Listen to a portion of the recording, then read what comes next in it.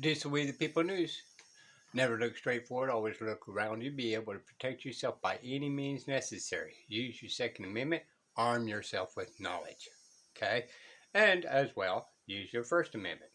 Okay? Start learning how to do petition and regress your grievance the right way. And put our legislature in the people's courts and demand them and dishonored your judges need to be impeached. Okay? Uh, it's time to quit playing stupid games, right?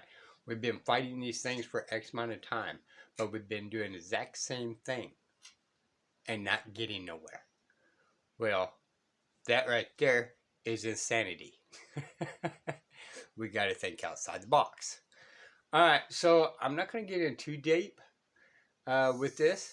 I just want you to kind of figure it out yourself. But again, I know of him, but let's dig a little deeper.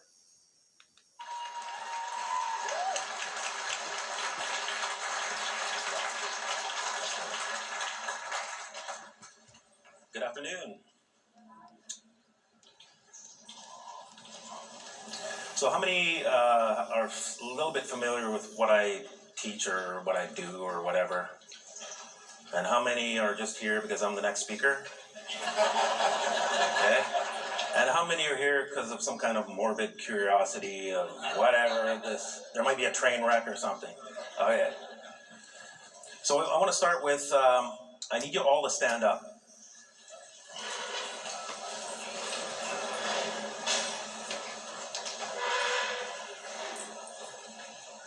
I need those two guys right over there to stand up.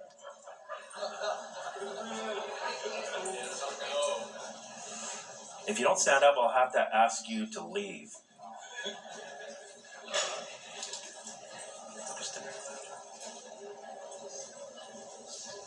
Okay, sit down. The gentleman that's walking out, I'd like you to come back. But I want to demonstrate something, and that gentleman that's walking out is the prime example of somebody who understands who he is.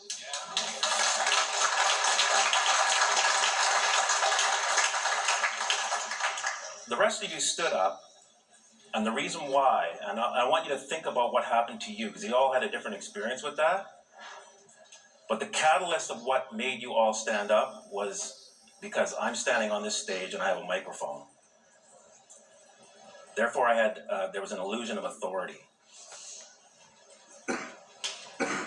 Now, some of you stood up just because I said so, and then others of you stood up because others stood up. Then the two gentlemen over there, I called them out. One of them stood up because now he's called out. The other guy, he refused, and I threatened him to be removed. Now, that wasn't real. He actually got up and left on his own accord. That's the difference between who understands who they are and who's just kind of following something. So I want you to be self-aware of what happened to you in that little demonstration. This is for you so you can understand who you are and possibly who you are not, or who you think you are. So I'm going to... So let's go ahead and finish that. Just give you a little bit of who I am. I'm just a normal guy, and I went through an extraordinary experience. So this thing's called the red pill. And in the movie, most of you are probably familiar with it, Neo took the red pill, and then he was on the ship. So they got him out of the Matrix. And that's what we, is synonymous with truth. The red pill is the truth. But after they rehabilitated him, he actually went through another process of a higher truth. He couldn't do it. So we're all in some kind of stage like that, and there's going to be more truth. And some of it will be hard to assimilate. So I want you to be aware of that. I want you to be self-aware.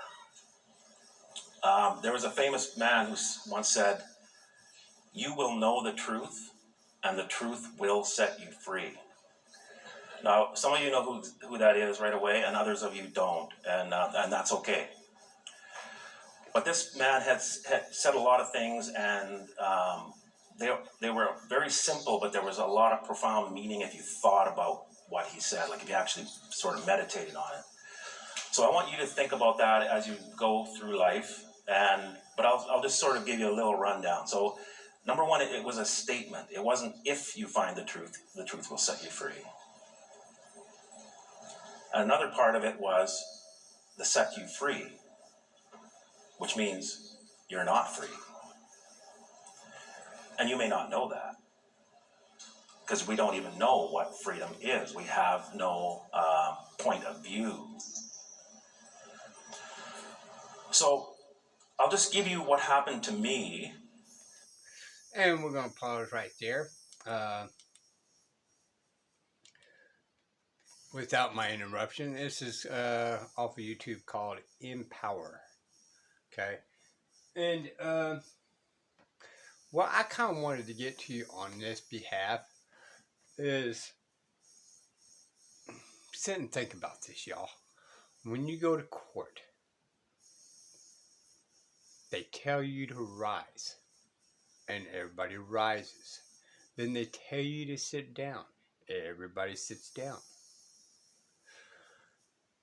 That is to weed out the bad people in that courtroom.